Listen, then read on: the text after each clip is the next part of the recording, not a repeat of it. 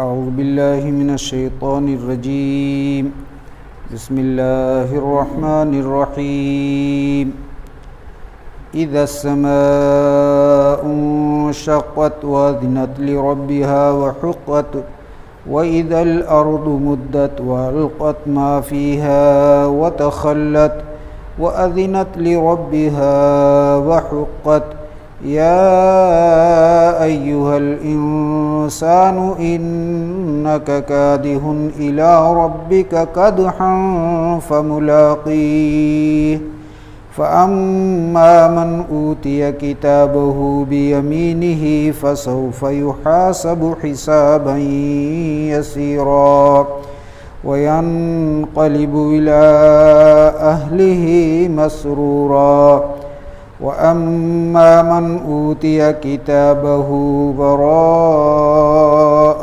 ظَهْرِهِ فَسَوْفَ يَدْعُو ثُبُورًا وَيَصْلَى سَعِيرًا إِنَّهُ كَانَ فِي أَهْلِهِ مَسْرُورًا صدق اللہ العظیم۔ سورہ مبارکہ کا نام سورہ انشقاق ہے اور یہ بھی مکی صورتوں میں سے ایک صورت ہے۔ اس صورت میں بھی گزشتہ سے پیوستہ مضمون ہے۔ احوال قیامت کو اللہ رب العالمین نے بیان فرمایا ہے، جزا اور سزا کا تذکرہ ہے، غافل انسان کو متنبہ کرنے کے لیے حساب اور کتاب کی آسانی اور سختیوں کا تذکرہ کیا گیا ہے، نامہ اعمال دائیں ہاتھ والوں کو کیسے دیا جائے گا، بائیں ہاتھ والوں کو کیسے دیا جائے گا، اس کا تذکرہ ہے۔ فرمایا اذا السماء انشقت، جب آسمان شق ہو جائے گا، ٹکڑے ٹکڑے ہو جائے گا، وَأَذِنَتْ لِرَبِّهَا، اور وہ اپنے رب کا حکم مان لے گا، وَحُقَّتْ، اور وہ اسی کا مستحق ہے، اس کو سزاوار ہی یہی بات ہے، اس کو جچتی ہی یہی بات ہے کہ وہ اپنے رب کا حکم مان لے۔ یاد رکھیں یہ بات بنیادی طور پر کہ اللہ کے جو حکم ہوتے ہیں وہ دو قسموں کے ہوتے ہیں، ایک کو کہتے ہیں تشریعی حکم اور ایک کو کہتے ہیں تکوینی حکم۔ تشریعی حکم اسی سے لفظ شریعت بنا ہوا ہے۔ تو تشریعی حکم وہ ہوتے ہیں کہ جن میں اللہ کی طرف سے حکم بھی دیا جاتا ہے کسی کام کے کرنے یا نہ کرنے کا، اور اس حکم کے توڑنے پر جو سزا ہے یا جو جزا ہے، یعنی ثواب ہے یا پھر عذاب ہے، اس کو بھی بیان کیا جاتا ہے۔ اور جس کو وہ حکم دیا جائے اس کے اوپر کوئی جبر اور زبردستی اور اکراہ نہیں ہوتا، اس کو بتا تو دیا جاتا ہے کہ یہ کرنے پر اللہ یہ عطا فرمائیں گے، یعنی اگر اچھا عمل ہے تو اس پر تجھے جزا ملے گی، ثواب ملے گا، اور برا عمل ہے تو اس کے اوپر عذاب ملے گا، اس کی سزا ملے گی۔ لیکن اللہ کی طرف سے اس کام کے کرنے اور نہ کرنے پر کوئی جبر نہیں ہوتا۔ وہ جو مکلف ہوتا ہے، یعنی جس کو حکم دیا جاتا ہے، اس کو اختیار دیا جاتا ہے کہ وہ اپنے لیے کون سا راستہ منتخب کرتا ہے، یعنی جزا والا یا سزا والا، فرما برداری والا یا نافرمانی والا۔ تو ایسے حکموں کو کہتے ہیں تشریعی حکم، جس کو آپ دوسرے لفظوں میں کہہ سکتے ہیں کہ قانون بیان کیا جاتا ہے، اور قانون پر چلنے والے اور قانون کو توڑنے والوں کے لیے بتا دیا جاتا ہے کہ توڑنے پر کیا ملے گا اور چلنے پر کیا ملے گا۔ تو اس کو کہتے ہیں تشریعی حکم۔ اس سے اگر آپ غور کریں تو خود ہی بات سمجھ میں آ جاتی ہے کہ اللہ نے جو ہمیں شریعت عطا فرمائی وہ انہی حکموں کا نام ہے، کہ اللہ نے بتا دیا ہے کہ یہ کرنا ہے، یہ نہیں کرنا ہے، یہ کرو گے تو یہ ملے گا اور یہ نہیں کرو گے تو یہ ملے گا۔ تو ایک حکم تو اللہ کی طرف سے جو آئے ان کو کہتے ہیں تشریعی حکم، اور ایک ہوتے ہیں تکوینی۔ تکوینی کا مطلب یہ ہے کہ اس میں جبری طور پر وہ کام جو اللہ نے متعین کر دیے وہ ویسے کرنے ہی کرنے ہیں، ہے نہیں۔ مثلا اللہ تعالیٰ نے انسانوں کو پیدا فرمایا اور ان کے لیے تکوینی طور پر یہ طے ہے کہ وہ دو پاؤں پر چلیں گے، تو اب ایک پاؤں پر کوئی چلنا چاہے چل سکتا ہے، یا پھر وہ جانوروں کی طرح ہاتھوں کو بھی اگلے پاؤں کی جگہ استعمال کرے تو یہ کوئی فطری انداز ہوگا؟ یہ اس کا چلنا آسان ہو جائے گا؟ نہیں۔ اور جانور ہیں تو 4 پاؤں پر ہی چلیں گے، وہ ان کے بس کی بات ہی نہیں کہ وہ 2 پر چلیں۔ تو تکوینی طور پر یہ طے ہے، اللہ نے جس چیز کو جیسا بنایا، مثال کے طور پر زمین کے اندر سے جمادات، نباتات جو چیزیں پیدا ہوتی ہیں تو اس میں ان کی کوئی مرضی اور اختیار نہیں ہوتا، بس اللہ کا ایک غیبی نظام اور تکوینی نظام ہے کہ جو جس میں طے ہے کہ بھئی کس وقت میں کون سا کام ہونا ہے، بس وہ ہوتا رہے گا۔ اللہ نے سورج کے لیے یہ طے کیا ہے تکوینی طور پر کہ وہ ہر روز صبح کو طلوع ہوگا، ہر روز شام کو غروب ہوگا۔ اب سورج کو اس میں کوئی اختیار نہیں ہے، وہ چاہے نہ چاہے جبری طور پر اس کو یہ کام کرنا ہی کرنا ہے۔ تو ایسے کاموں کو کہتے ہیں تکوینی کام، ایسے حکموں کو کہتے ہیں احکام تکوینیہ، یعنی اور جن میں کچھ مرضی اور اختیار ہو دیا جائے لیکن کرنے پر ثواب، نہ کرنے پر عذاب ہو، ان کو کہتے ہیں تشریعی احکام۔ تو اللہ تعالیٰ نے یہاں پر ارشاد فرمایا اذا السماء انشقت، جب آسمان پھٹ جائے گا، ٹکڑے ٹکڑے ہو جائے گا، وَأَذِنَتْ لِرَبِّهَا، اور وہ اپنے رب کا حکم مان لے گا، وَحُقَّتْ، اور وہ اسی کا مستحق ہے، اس کو جچتی اور سجتی بات یہی ہے کہ وہ اپنے رب کا حکم مانے۔ تو اب یہاں پر جو فرمایا آسمان اپنے رب کا حکم مان لے گا، اس سے کیا مراد ہے؟ تشریعی طور پر اس کو یہ اختیار ہوگا کہ مانے یا نہ مانے، یا اس کو ماننا ہی ماننا ہے؟ تو اس کے لیے یاد رکھیں کہ اکثر علماء دین مفسرین کہتے ہیں کہ اصل میں تکوینی طور پر وہ اس بات کا پابند ہے کہ اللہ کے حکم کو مانے، وہ چاہے بھی تو نافرمانی نہیں کر سکتا۔ وَإِذَا الْأَرْضُ مُدَّتْ، اور جب زمین کو پھیلا دیا جائے گا۔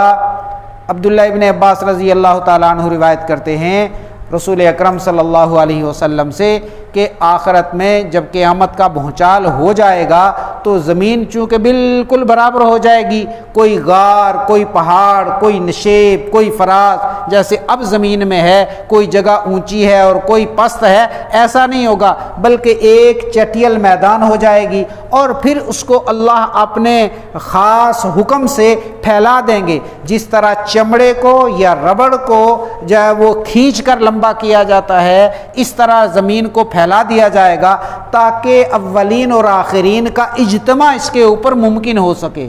گویا موجودہ دور میں زمین کی جو عرض ہے، زمین کا جو طول ہے، اس کی جو لمبائی اور چوڑائی ہے، اس کے مقابلے میں اللہ رب العالمین اس کو بہت زیادہ بڑھا دیں گے جتنا اللہ چاہیں گے۔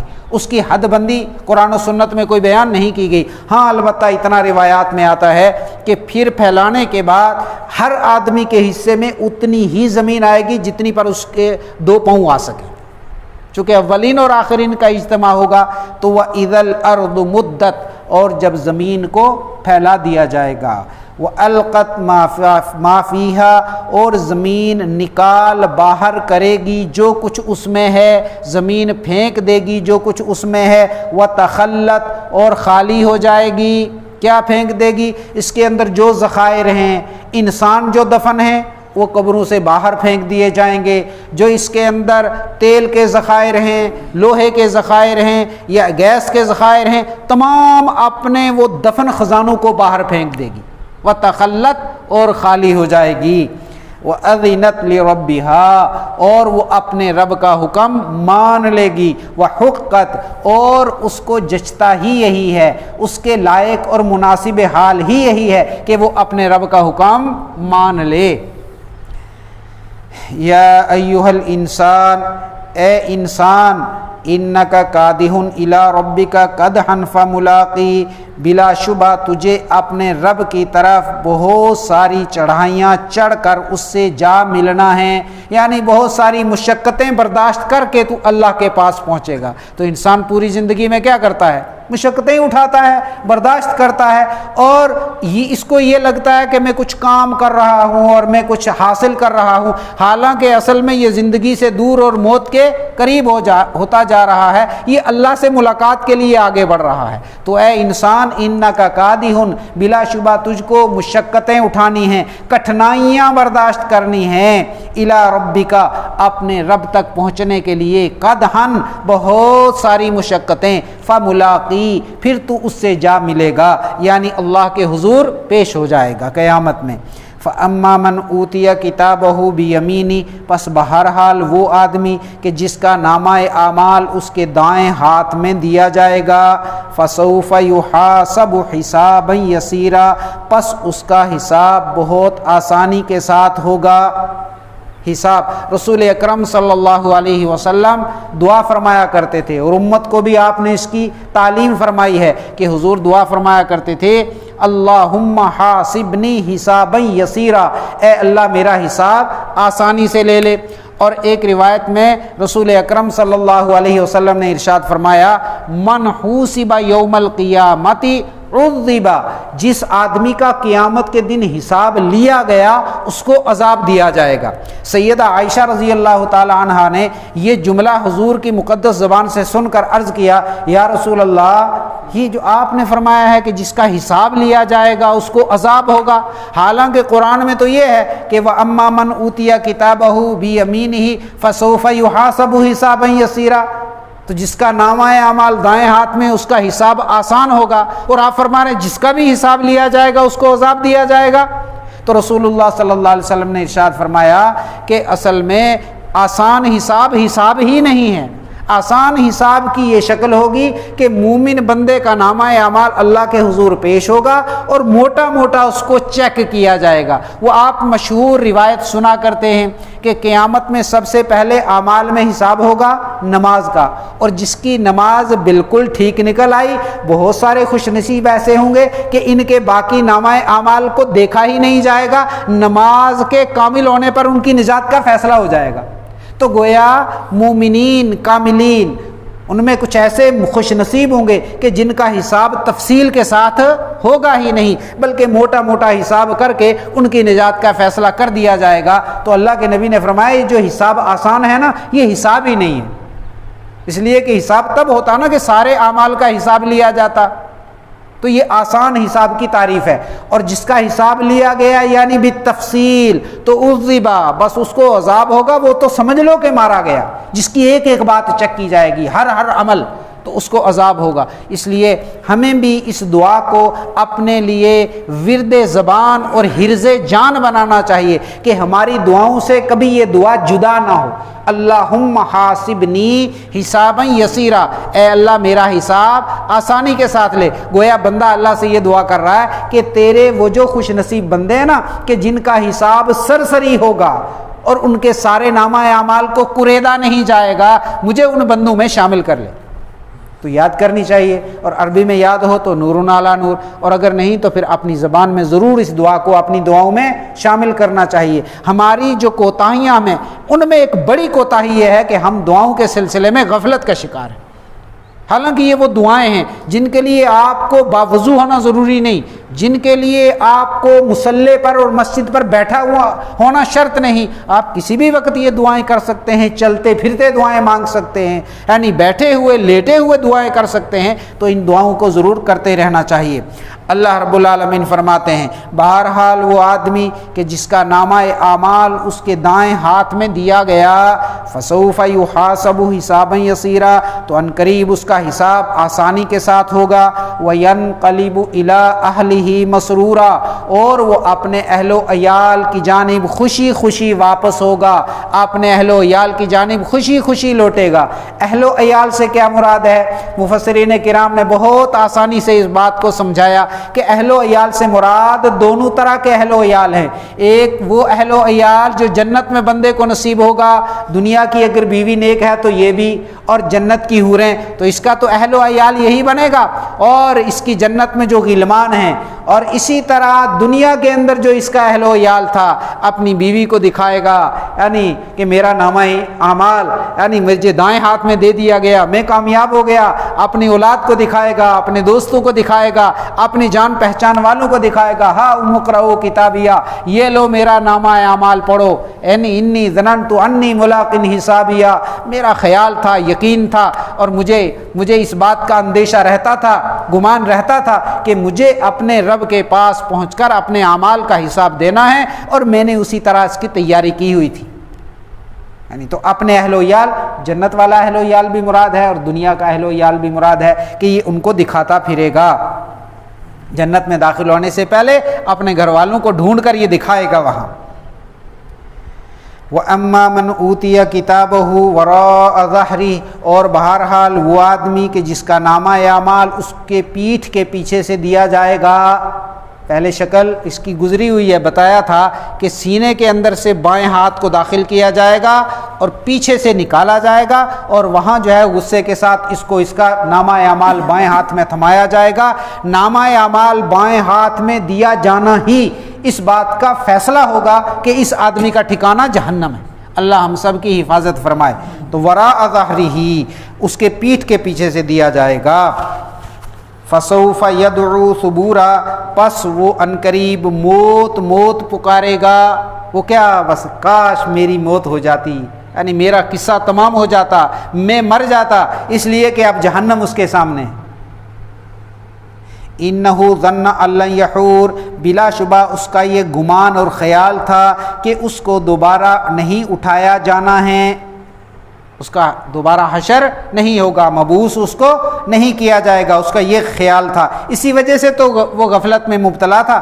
بلا، جی ہاں کیوں نہیں، ان ربہ کان بہ بصیرا، بلا شبہ اس کا رب اس کو دیکھ رہا ہوتا تھا۔ ارے بندہ جب غفلت کی زندگی گزارتا ہے اور عرصہ دراز گزر جاتا ہے تو غفلت اور لاپرواہی میں زندگی گزارتے اور اللہ کی طرف سے کوئی پکڑ نہیں آتی، کوئی تنبؤ اس کو نہیں ہوتا، تو یہ یوں غفلت میں محو ہو جاتا ہے کہ سمجھتا ہے کہ اس کو کوئی پوچھنے والا نہیں، کوئی دیکھنے والا نہیں، کوئی اس سے حساب و کتاب لینے والا نہیں۔ تو اللہ فرماتے ہیں اس کا رب اس کو دیکھ رہا ہوتا تھا، یہ اللہ کی نظر میں ہوتا تھا، لیکن یہ مہلت والی زندگی تھی جس کو اس نے یہ سمجھا ہوا تھا کہ مجھے کوئی پوچھنے والا نہیں۔ فلا اقسم بالشفق، پس میں قسم کھاتا ہوں شام کے وقت کی نمودار ہونے والی سرخی کی، واللیل اذا وسق، اور رات کی جب وہ چھا جائے، تاریک ہو جائے، والقمر اذا اتسق، اور چاند کی جب وہ مکمل ہو جائے۔ تین باتوں کی اللہ نے قسمیں کھائیں، ایک تو شام کے وقت جو سرخی نمودار ہوتی ہے، جو اس بات کی علامت ہوتی ہے کہ دن رخصت ہو گیا، اور رات کی آمد ہے اس کی، اور پھر رات کی جب وہ آ جائے، جب وہ چھا جائے، اور رات کی تاریکی یہ پیغام دے رہی ہوتی ہے کہ دن کے اجالے کے بعد رات کی تاریکی کا ایک وسیع سمندر آ رہا ہے، رات کی تاریکی یعنی اب چھانے والی ہے۔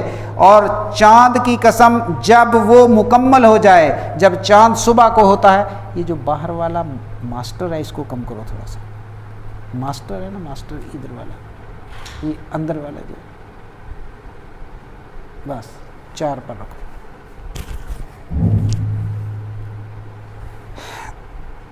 اور چاند کی قسم جب وہ مکمل ہو جائے، چاند کب مکمل ہوتا ہے؟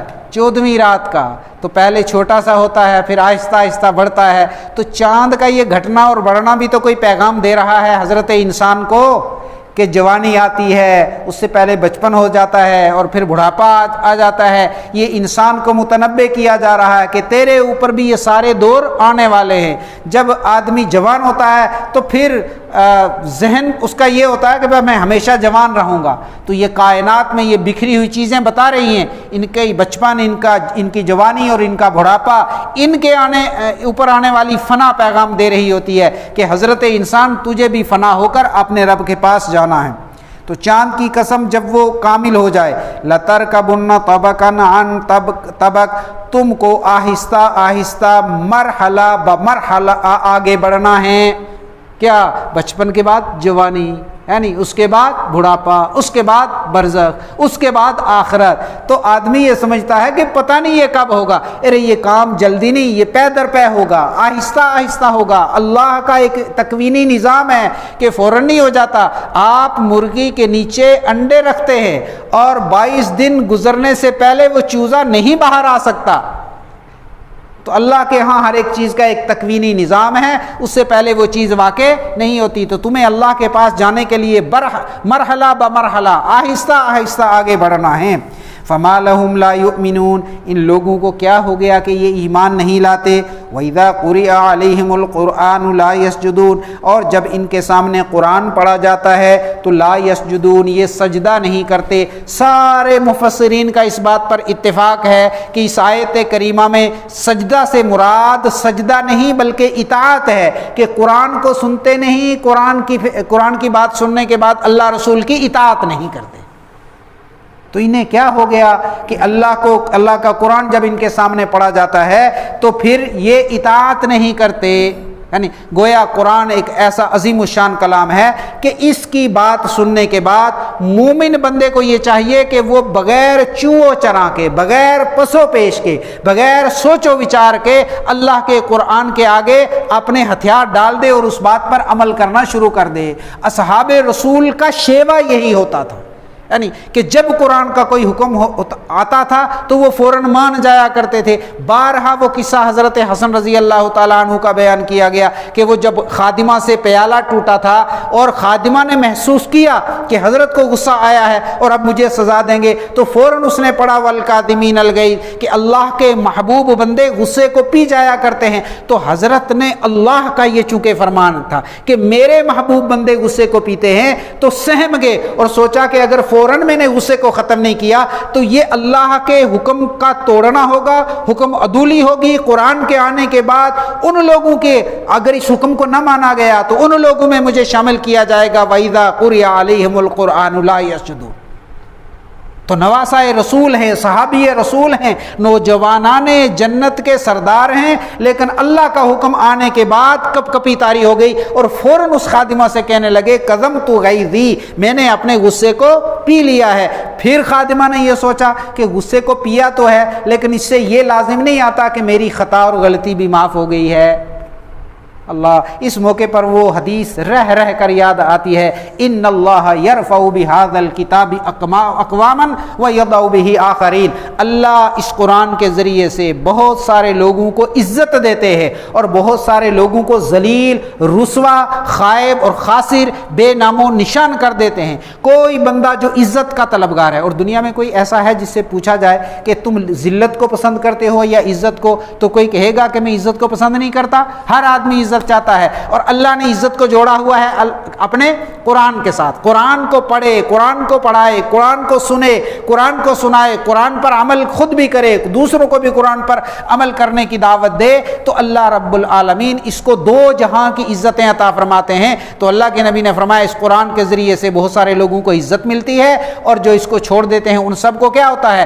ذلیل کر دیا جاتا ہے۔ تو وہ باندی کی عقل پر اور قرآن کے علم پر آپ جو ہے وہ اندازہ لگائیے کہ اس باندی کو کتنا عبور ہے۔ فوراً ذہن میں بات آئی کہ حضرت نے معاف تو نہیں کیا، غصہ پینے کا کہا ہے۔ ہو سکتا ہے کسی دوسرے موقع پر دوسری غلطی ہو اور حضرت اس دن کہیں اس دن بھی میں نے تجھے جو ہے وہ غصہ پی لیا تھا اور آج پھر تو نے یہ کام کیا، اور ہو سکتا ہے دونوں غلطیوں کی ایک ساتھ سزا ہو۔ تو فوراً اگلا آیت کا ٹکڑا تلاوت کیا، لیکن یہاں سوچنے کی یہ بات ہے خادمہ، ہے باندی، معاشرے میں اس کی کوئی خاص حیثیت نہیں، لیکن قرآن کی کتنی ماہر ہے، قرآن کی ماہر ہے۔ اور ہمارے ہاں ڈگری ہولڈر خواتین مل جاتی ہیں، پی ایچ ڈی مل جاتی ہیں، ایم بی بی ایس مل جاتی ہیں، ایم اے ڈبل ایم اے مل جاتی ہیں، لیکن اللہ کے قرآن کے بارے میں ان کو کوئی پتہ نہیں ہوتا کہ سورہ اخلاص کی جو 3 آیتیں ہیں اس میں اللہ اپنے بندوں سے کیا فرما رہا ہے، کچھ پتہ نہیں ہوتا۔ تو سب کچھ ہوتے ہوئے رسوا ہوتے ہیں کہ نہیں پھر ہوتے؟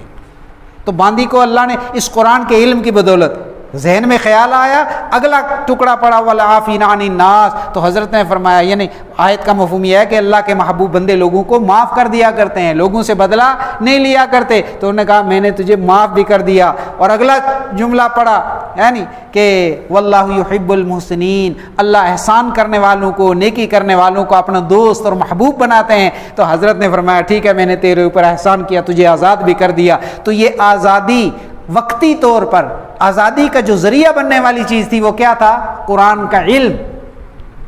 غلطی ہوئی اور قرآن کے علم کی برکت سے اللہ نے اس غلطی پر آزادی کی نعمت عطا فرمائی۔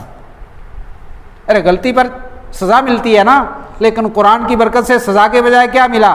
آزادی مل گئی۔ پہلے معاشرے میں وہ کم تر لوگوں میں شمار ہوتی تھی، اور اب الحمدللہ وہ آزاد عورت ہے، برتر عورتوں میں شمار ہونے لگی کہ نہیں ہونے لگی؟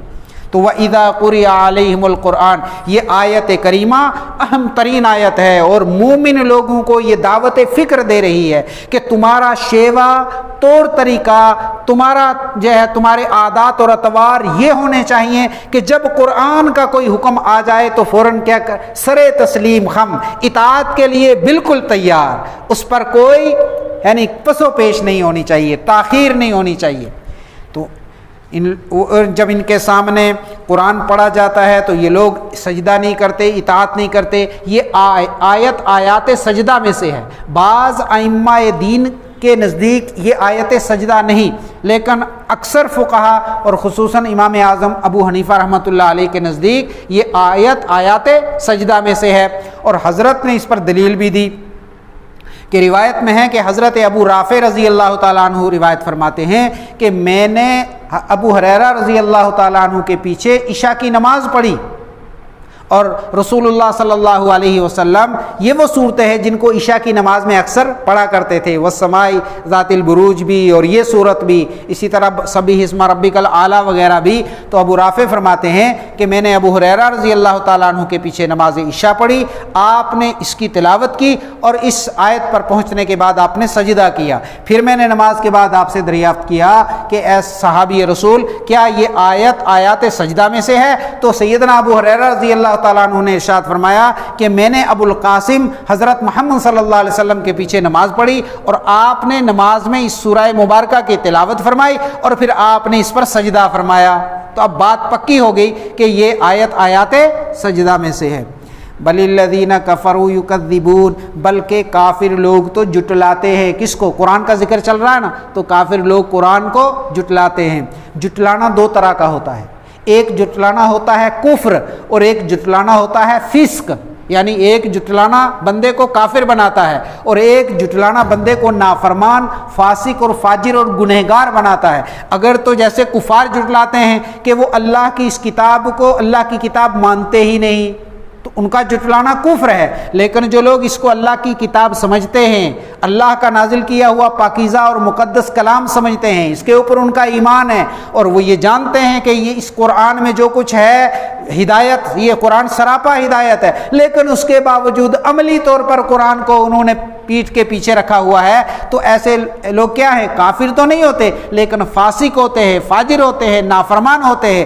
تو قرآن کی آیات یہ دعوت دے رہی ہیں کہ ایمان والوں کو کفار کے ساتھ مشابہت اختیار کرنے سے بھی بچنا چاہیے، اس لیے کہ جو مومن بندہ قرآن کی بات کو سنے اور عمل نہ کرے تو اس کا یہ عمل نہ کرنا کفر تو نہیں ہے، لیکن کفار کے ساتھ مشابہت تو ہے نا، کہ وہ بھی قرآن ان کے سامنے پڑھا جائے تو وہ بھی نہیں عمل پر اٹھتے، اور یہ بھی عمل پر نہیں اٹھتے۔ تو بلکہ کافر لوگ جٹلاتے ہیں۔ واللہ اعلم بما یوعون، اور جو کچھ یہ لوگ چھپاتے ہیں اللہ اس کو خوب جانتے ہیں۔ فبشرہم، پس آپ ان کو خوشخبری سنا دیجئے، بعذاب علیم، دردناک عذاب کی۔ خوشخبری اچھی چیز کی ہوتی ہے، لیکن یہاں دردناک عذاب کی۔ یہ قرآن کے ساتھ استہزاء کیا کرتے تھے، اللہ کا مذاق اڑاتے تھے، اللہ کے نبی کا مذاق اڑاتے تھے، قرآن کا مذاق اڑاتے تھے، تو اللہ نے ان کے عذاب کو بھی بطور مذاق بیان کیا کہ ان کو خوشخبری سنا دیجئے دردناک عذاب کی۔ الا الذین آمنوا وعملوا الصالحات، سوائے ان لوگوں کے جو ایمان لائے۔ دردناک عذاب کی خوشخبری سنائیے، لیکن ان لوگوں کو نہیں، ان لوگوں کو چھوڑ کر سنائیے کہ جو ایمان لائے اور انہوں نے نیک اعمال کیے۔ لہم اجر غیر ممنون، ان کے لیے بے انتہا اجر ہے، اتنا اجر ہے کہ اس کی کوئی انتہا نہیں۔ دنیا میں رہ کر ان کے اجر کی انتہا کو وہ نہیں جان سکتے۔